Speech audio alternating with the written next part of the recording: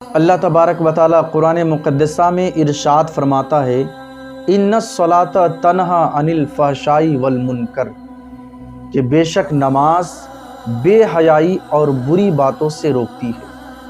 اور اللہ کے رسول صلی اللہ تعالیٰ علیہ وسلم نے ارشاد فرمایا، حدیث پاک ہے کہ بے نمازیوں کے اوپر 12 مصیبتیں آتی ہیں۔ کتنی مصیبتیں؟ 12 مصیبتیں بے نمازیوں کے اوپر آتی ہیں۔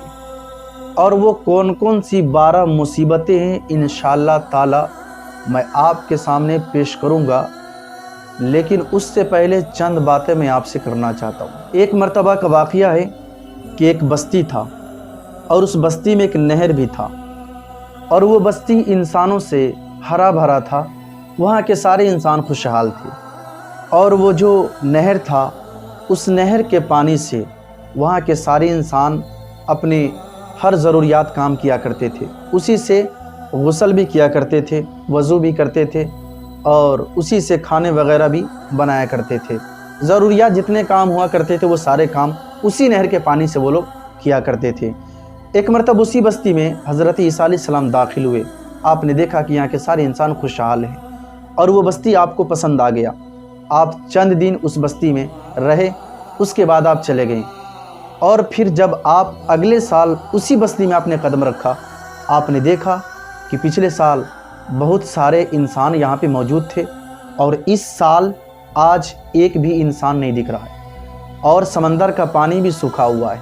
حضرت عیسیٰ علیہ السلام سوچ میں پڑ گئے کہ جب میں پچھلے سال آیا تھا تو سارے لوگ محلہ پورے بھرے تھے، لیکن اس سال سارے محلے خالی ہیں، محلے کے ایک بھی انسان نہیں دکھ رہا ہے، اور سمندر کے پانی بھی سوکھے پڑے ہیں۔ تو حضرت عیسیٰ علیہ السلام نے اللہ تبارک و تعالیٰ کی بارگاہ میں دعا کی کہ مولا، میں گزشتہ سال جب میں آیا تھا تو یہ بستی انسانوں سے ہرا بھرا تھا، یہاں کے سارے انسان خوشحال تھے، اور سمندر کا پانی بھی تھا، نہر کا پانی بھی تھا، اور اس سال جب میں آیا ہوں تو ایک بھی انسان نہیں دکھ رہے، اور نہیں سمندر کا نہر کا پانی دکھ رہا ہے۔ تو اللہ تبارک و تعالیٰ نے ارشاد فرمایا کہ اے عیسیٰ، ہوا یوں کہ اس بستی کے سارے انسان خوشحال تھے، اور اپنی زندگی خوشی خوشی سے گزارتے تھے، اور نہر کے پانی سے سارے انسان اپنے کام کیا کرتے تھے، لیکن تمہارے جانے کے بعد اسی بستی میں ایک بے نمازی کا گزر ہوا۔ ایک بے نمازی جب اس بستی سے گزرا، اور وہ بے نمازی نہر کے قریب گیا تو اپنے ہاتھ کو اس نے نہر کے اندر ڈالا، اور جیسے اس نے نہر کے اندر اپنے ہاتھ کو ڈالا، اس بے نمازی کی نحوست کی وجہ سے سمندر کے نہر کے سارے پانی سوکھ گئے۔ اور جب سمندر کے سارے پانی، نہر کے سارے پانی سوکھ گئے تو یہاں کے تمام انسان نہر کے پانی سے ہی ان کا کام چلتا تھا۔ جب نہر کے پانی ہی نہ رہا تو یہاں کے سارے انسان رہ کر یہاں کیا کرتے؟ اس لیے سمندر کے پانی سوکھ گئے، نہر کے پانی سوکھ گئے، اس لیے یہاں کے سارے انسان یہاں سے چلے گئے۔ اس لیے اللہ کے رسول صلی اللہ تعالیٰ علیہ وسلم نے ارشاد فرمایا کہ بے نمازیوں کے اوپر 12 مصیبتیں آتی ہیں، اور وہ 12 مصیبتیں کون کون سی ہیں آپ سماعت کر لیں۔ نمبر 1، اللہ اس کی روزی سے برکت کو اٹھا لیتا ہے، اللہ اس کی روزی سے برکت کو ختم کر دیتا ہے۔ نمبر 2، اللہ اس کی عمر کو گھٹا دیتا ہے جو نماز نہیں پڑھتا ہے، اللہ تبارک و تعالیٰ اس کی عمر کو کم کر دیتا ہے، گھٹا دیتا ہے جو نماز نہیں پڑھتا ہے۔ نمبر 3، اللہ اس کے چہرے سے نور چھین لیتا ہے، اللہ اس کے چہرے سے خوبصورتی کو یعنی نور کو چھین لیتا ہے۔ نمبر 4، جب وہ مرے گا تو ذلیل ہو کر مرے گا، بے نمازی جب مرے گا تو ذلیل ہو کر مرے گا۔ نمبر 5، اور بے نمازی جب مرے گا تو بھوکا مرے گا، بے نمازی جب مرے گا تو وہ بھوکا مرے گا۔ نمبر 6، بے نمازی جب مرے گا تو پیاسا مرے گا، بے نمازی جب مرے گا تو وہ پیاسا مرے گا۔ نمبر 7، قبر میں دونوں طرف کی پسلیاں آپس میں مل جائے گی، یہ بے نمازی کی نحوست ہے، بے نمازی کا بھیانک انجام ہے۔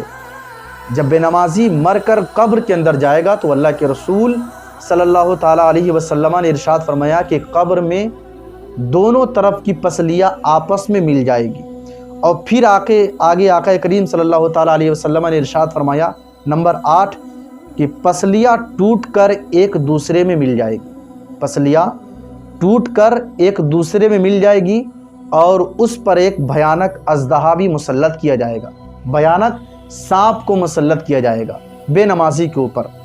आगे आका करीम सल्लल्लाहु ताला अलैहि वसल्लम ने इरशाद फरमाया नंबर 9 कि उसकी कब्र को आग से भर दिया जाएगा। किसकी कब्र को? बेनमाजियों की कब्र को आग से भर दिया जाएगा। अब ज़रा आप सोच कर देखिए कि आपका हाथ हो या मेरा हाथ हो, अगर हमारे हाथ पर या आपके हाथ पर आग की छोटी सी चिंगारी रख दिया जाए तो हमारे हाथ जल जाते हैं। हम डॉक्टरों के पास, हकीमों के पास अपने हाथ को लेकर फिरते रहते हैं, इलाज कराते हैं कि हमारे हाथ जल गए, दवा तलाशते हैं, डॉक्टरों के पास दवा ढूंढते हैं। यानी छोटी सी चिंगारी का ये आलम है कि हमें हॉस्पिटल तक पहुंचा देता है।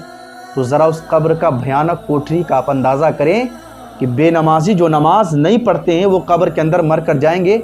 और ये किसी और मौलवी मुल्ला का फरमान नहीं है, ये किसी दुनियादार का फरमान नहीं है, ये मेरे आका करीम सल्लल्लाहु ताला अलैहि वसल्लम की फरमान है कि बेनमाजी जब मर कर कब्र में जाएंगे तो उसकी कब्र को आग से भर दिया जाएगा। नंबर 10 अल्लाह क़यामत के दिन उससे निगाह फेर लेगा। अल्लाह तबारक व तआला बेनमाजियों से क़यामत के दिन निगाह फेर लेगा। और जिस शख्स से अल्लाह तबारक व तआला क़यामत का दिन निगाह फेर लेगा उसे पूछने वाला कोई नहीं है नहीं। नंबर 11 क़यामत के दिन अल्लाह तबारक व तआला बेनमाजियों से नाराज़ होगा। अपनी नाराज़गी का अल्लाह तबारक व तआला बेनमाजियों से क़यामत के दिन ज़ाहिर करेगा कि मैं तुमसे नाराज़ हूँ। और जिससे अल्लाह तबारक व तआला नाराज़ हो उसका हाल पूछने वाला क़यामत के दिन कोई नहीं होगा। नंबर 12 और क़यामत के दिन अल्लाह तबारक व तआला उससे सख्ती के साथ हिसाबो किताब ले, है नहीं। अल्लाह तबारक व तआला उससे बेनमाजियों से सख्ती के साथ हिसाबो किताब लेगा। मेरे दोस्तों ये 12 मुसीबतें थी जो बेनमाजियों के ऊपर आती है। अल्लाह तबारक व तआला की बारगाह में दुआ करता हूँ कि मेरे तमाम मुसलमान भाइयों को अल्लाह तबारक व तआला नमाज़ पढ़ने की तौफीक